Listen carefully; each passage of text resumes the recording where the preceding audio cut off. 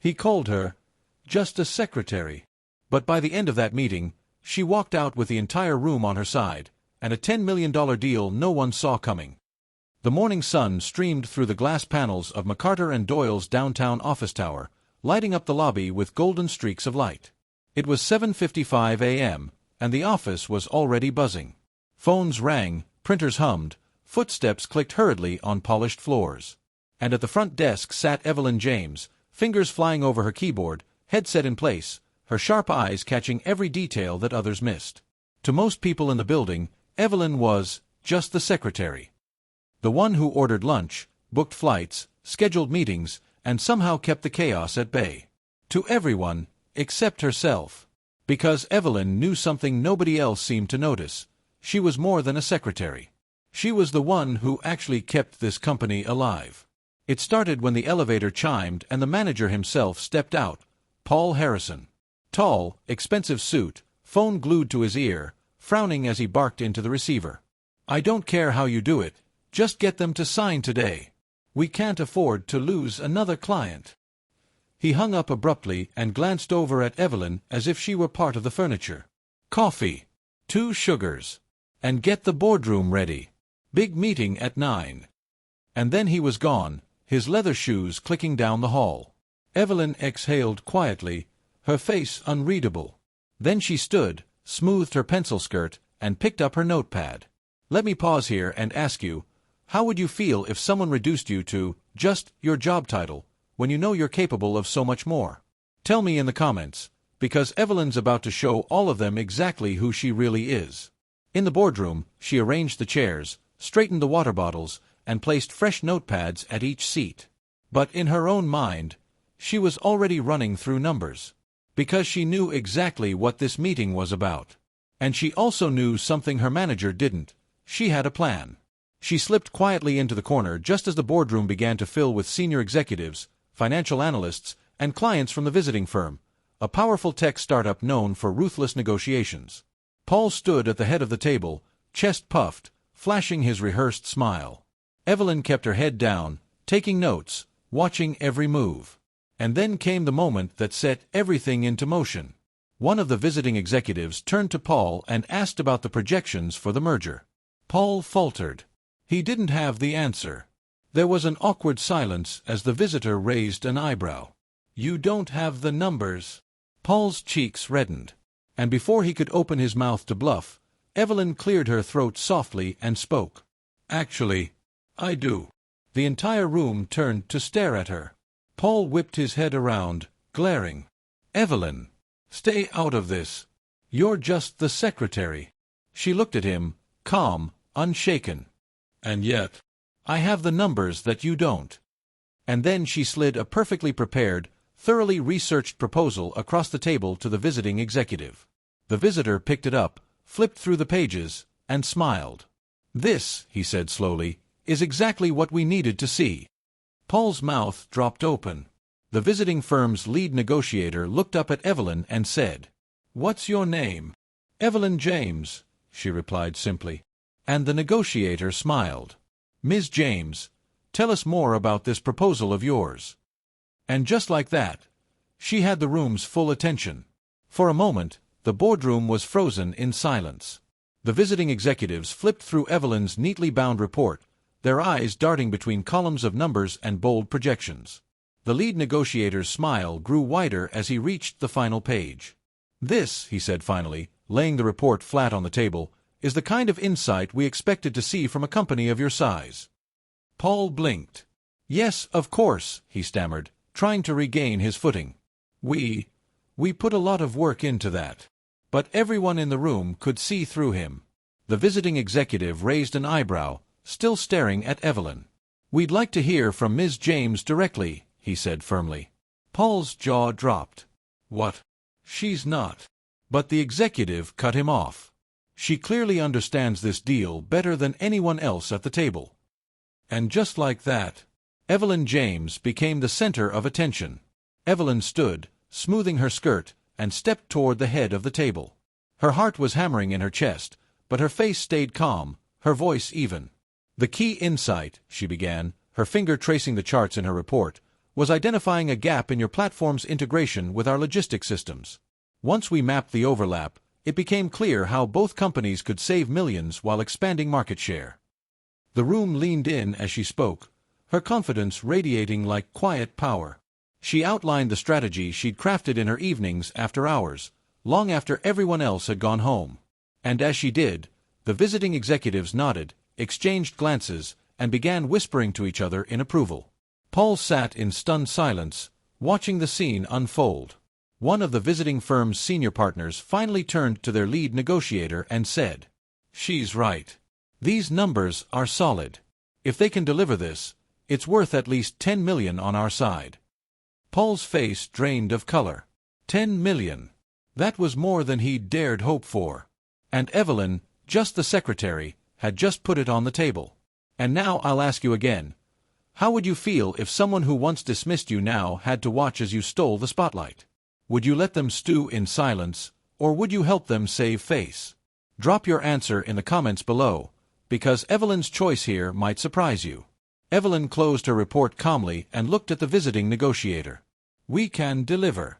But only if we establish a clear timeline on your end as well. My projections assume a 3-month rollout, staggered implementation." The negotiator smiled. "Then you have yourself a deal." And with that, he extended his hand to Evelyn. Not Paul. Evelyn. The entire room erupted in polite applause as the papers were drafted for signature. Paul slumped back in his chair, staring at the woman he'd spent years overlooking. And for the first time in his career, he didn't have a single word to say. The meeting ended with the kind of buzz that lingers long after everyone leaves. One by one, the visiting executives stood, shaking Evelyn's hand before filing out of the boardroom. "We'll be in touch directly, Ms. James," Richard Grant said with a nod, his briefcase snapping shut as his assistant scribbled down notes. Evelyn gave him a polite, professional smile. "I look forward to working with your team." When the door finally closed and the last visitor's footsteps faded into the corridor, silence descended over the room. It was just Evelyn and Paul now. The glossy conference table between them seemed like a canyon.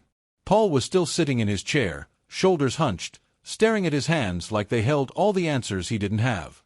Evelyn quietly gathered her papers and began to slide them back into her leather folder. Paul cleared his throat. That was a lucky break." Evelyn stopped for a moment, then looked up at him. Her gaze was steady. "No, Mr. Harrison," she replied evenly. "That was months of hard work. Late nights. Research no one asked me to do. And numbers no one else even bothered to check." Paul's jaw tightened, but he said nothing. Evelyn left the boardroom without another word, her heels clicking softly on the polished floor. But as she walked through the hallway, she could feel eyes on her. People had noticed. Whispers followed her as she passed. "Did you see her in there?" Took control like a pro. They didn't even want to hear from him after she spoke. "She's just a secretary, though, right?" Evelyn didn't break stride. Because she knew something they didn't yet understand. Titles didn't make you valuable. What you delivered did. That evening, long after the office lights dimmed, she sat alone at her desk. Her computer screen glowed faintly as she typed a quiet email to herself, just one sentence. "Remember this feeling." She hit send and closed her eyes, letting the silence of the empty office wash over her. "Let me ask you, have you ever had a moment like this? When you finally proved them wrong, and they couldn't even look you in the eye? Did you gloat? Or did you quietly take your win and keep moving? Drop your story in the comments, because we want to hear about it." The next morning was different. When she walked into the building at 7:55 a.m., the security guard at the door gave her a little nod. "Morning, Ms. James." And the receptionist she usually waved to stopped her just to say, "Heard what you did yesterday. That was something." Even a junior associate, one of the young guys who used to breeze past her without so much as a glance, offered her a hesitant smile as she stepped into the elevator. Evelyn simply nodded, her expression unchanged. But in the manager's office, Paul was pacing. "How the hell did this happen?" he hissed to himself, slamming a folder onto his desk. He couldn't shake the image of Richard Grant ignoring him, of Evelyn, standing at the head of the table, cool and unflappable. And worse, he couldn't stop hearing the whispers. Maybe she should have his job instead. She's clearly smarter than he is. Paul sank into his chair, running a hand down his face. Because for the first time, he was afraid of something he couldn't control. Later that afternoon, Evelyn was summoned to his office. He didn't look up when she entered, just gestured stiffly to the chair opposite his desk. "Sit." Evelyn sat, crossing her legs neatly, folder in her lap. Paul finally looked up, his expression a mixture of irritation and something else. "You embarrassed me in that meeting." Evelyn's brows arched slightly, but she said nothing. "You went over my head," he continued, voice rising. "You made me look like I don't know my own job." Evelyn's voice was calm when she finally spoke. "I didn't make you look like anything, Mr. Harrison. I just did mine." Paul stared at her, his lips pressed into a thin line. "Don't let it happen again," he muttered. Evelyn rose smoothly, gathering her folder. "Then don't give me a reason to," she said simply, and left his office without another word. Sometimes silence is the loudest way to win. Sometimes the best revenge is to keep being excellent. Evelyn understood that. Do you? The next few days were unlike anything Evelyn had experienced before. Everywhere she went in the office, people whispered in her wake. A few even stopped her outright, people she barely knew, just to say things like, "Hey, great job in that meeting. I don't know how you kept your cool, but it was incredible." One young associate, barely out of business school, even pulled her aside in the break room. "I just wanted you to know what you did. That meant a lot to a lot of us here. You proved we can be more than just our titles." Evelyn smiled faintly and thanked him, but she didn't linger. Because she knew the tide had started turning, and not everyone was happy about it. Paul, for one, was anything but happy. In the week that followed the $10 million deal, his demeanor grew darker. He snapped at assistants, barked at junior associates, slammed doors hard enough to rattle the glass. And the more his team quietly looked to Evelyn for direction, the more Paul seemed to lose his grip. One afternoon, as Evelyn was leaving the office, she heard raised voices from behind Paul's closed door. "You're losing control of your own team," someone said. "Maybe she should be running this department instead of you." Paul's reply was muffled but sharp, and Evelyn didn't stick around to listen. That weekend, Evelyn sat at her kitchen table, sipping coffee and staring at her laptop screen. An email from Richard Grant glowed at the top of her inbox. "Ms. James, we'd like to discuss future opportunities with you directly. When would you be available for a call?" Evelyn's fingers hovered over the keyboard. She'd been loyal to McCarter and Doyle for 6 years. She'd put in countless hours, kept the place running when everyone else fell apart. But loyalty had limits, and she was starting to see hers. "I wonder, if you were her, sitting at that kitchen table, would you take the call? Would you leave the company that took you for granted? Or would you stay, just to keep proving them wrong? Tell me in the comments. I want to hear what you'd do." On Monday morning, the entire company gathered in the boardroom for an all-hands meeting. The CEO himself stood at the head of the table, smiling like a proud father. "Ladies and gentlemen," he began, "thanks to your hard work, and a very special contribution from one of our own, McCarter and Doyle has secured its largest deal of the quarter. Please join me in congratulating Ms. Evelyn James." A wave of applause swept the room. Evelyn rose gracefully, shaking the CEO's hand as flashbulbs popped. Paul, standing off to the side, forced a smile that didn't quite reach his eyes. But Evelyn noticed. And so did everyone else. After the meeting, Paul cornered her in the hallway. "You think you're better than me now, don't you?" he hissed. Evelyn tilted her head slightly. "I don't have to think it," she said softly. "I just do my job better." Paul's face turned crimson, but before he could reply, another voice cut in. "Evelyn, can we have a word?" It was the CEO, standing there with Richard Grant. Paul froze as Evelyn stepped past him to join the two men. And in that moment, Paul knew. His time at the top was slipping away. Sometimes it only takes one moment to turn the tide. One quiet victory that makes everyone see you differently, even the ones who doubted you most. Have you had a moment like that? The CEO's office was quiet, save for the faint ticking of a brass clock on the shelf. Evelyn sat across from Richard Grant and Mr. Doyle, her company's founder, her hands folded neatly in her lap. Richard broke the silence first. Ms. James, I've seen a lot of analysts in my time. A lot of strategists. But what you did in that meeting, that was rare. You didn't just save your company money, you made everyone in that room respect you. That's priceless. Evelyn's gaze was steady, though inside her heart was hammering. Thank you, Mr. Grant, she said simply. Richard, please, he corrected, smiling faintly. And since we're being honest, I didn't just come here to negotiate a deal. I came here to scout talent. People who can think big and execute bigger. People like you.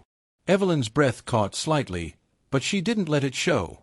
Richard slid a crisp white envelope across the desk toward her. Our offer. Consider it carefully. But know this, we'd be lucky to have you. She left the office in a daze, clutching the envelope in her hand. Downstairs, the usual murmur of the office felt distant, as if she was walking through a dream. At her desk, she finally tore the envelope open and read the offer. Her eyes widened. It was more than double her current salary. A title she'd never dared imagine. And most of all, respect. The kind of respect she'd fought for every single day here. But her phone buzzed before she could even process it. It was Paul. My office. Now. Evelyn exhaled slowly and rose. Paul was pacing when she walked in. You think you've got it all figured out, huh? He spat. Waltzing around like you own the place just because of one lucky pitch? Don't forget who you are, Evelyn. You're just a secretary. You'll always be just a secretary. Evelyn looked him dead in the eye. You keep saying that like it means something. Paul froze mid-step. What? You keep calling me just a secretary, she continued, her voice calm but sharp. But I've done more for this company in 1 week than you've done all year. And the best part? You know it. For the first time, Paul didn't have a comeback. He just stood there, his face red, his hands clenched at his sides. Evelyn turned and walked out, her heels clicking like a countdown to something he couldn't stop. Have you ever felt that moment, when someone who tried to keep you down finally realized you were unstoppable? Tell me about it in the comments. Because Evelyn was just getting started.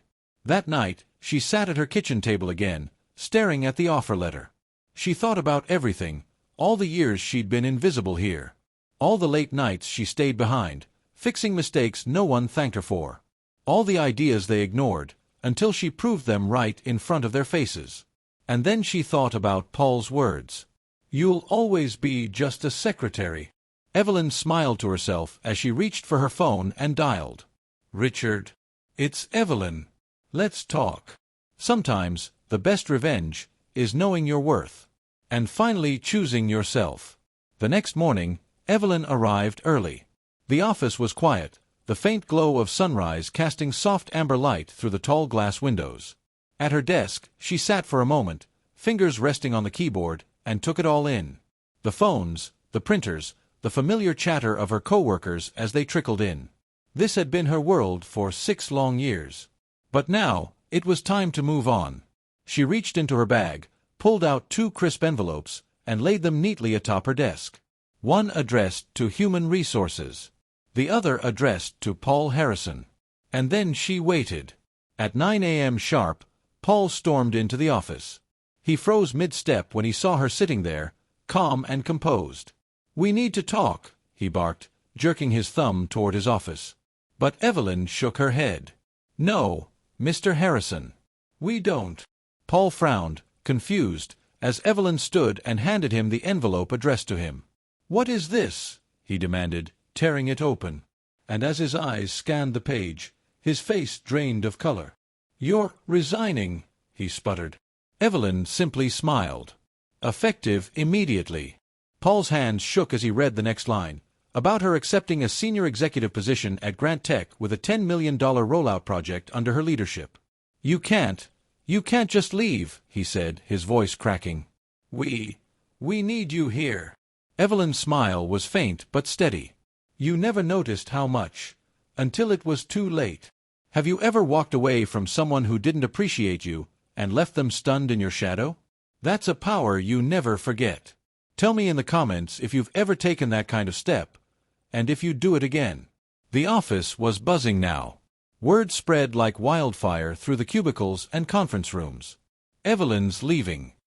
They're giving her her own team over there. She's the one who landed the big deal, and he let her walk out the door. Paul sat in his office, blinds drawn, staring blankly at the resignation letter in his hands.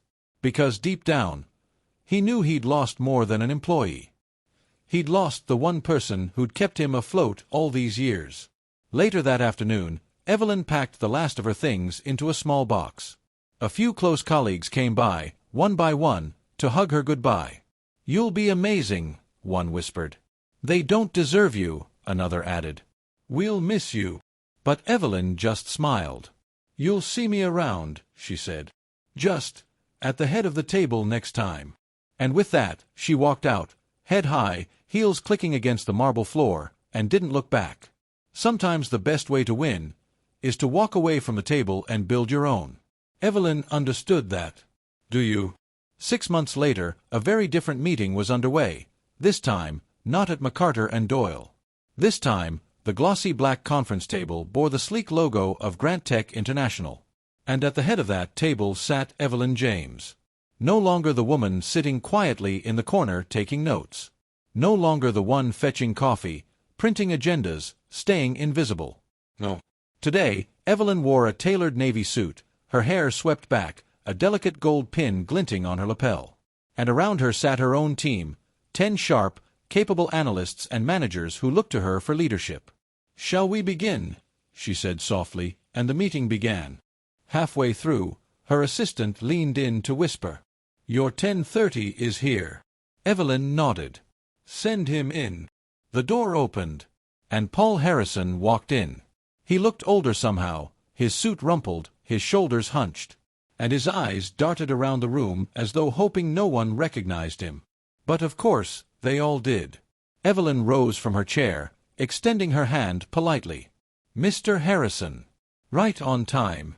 Paul shook her hand stiffly, avoiding her gaze. "Thank you for agreeing to see me," he muttered. Evelyn gestured for him to sit. "We value all potential partners here. Everyone gets a fair hearing." Paul sat, and for the next half hour, he stumbled through a presentation, pitching a minor partnership between his struggling department at McCarter and Doyle and Grant Tech. His words faltered. His numbers didn't impress. And all the while, Evelyn listened calmly, her expression unreadable. When he finished, silence hung heavy over the room. Evelyn folded her hands on the table and finally spoke. "I appreciate your proposal, Mr. Harrison. But as you can see, we're operating on a scale that your department simply can't support. Perhaps in another quarter, with stronger numbers, we can revisit." Paul's face fell.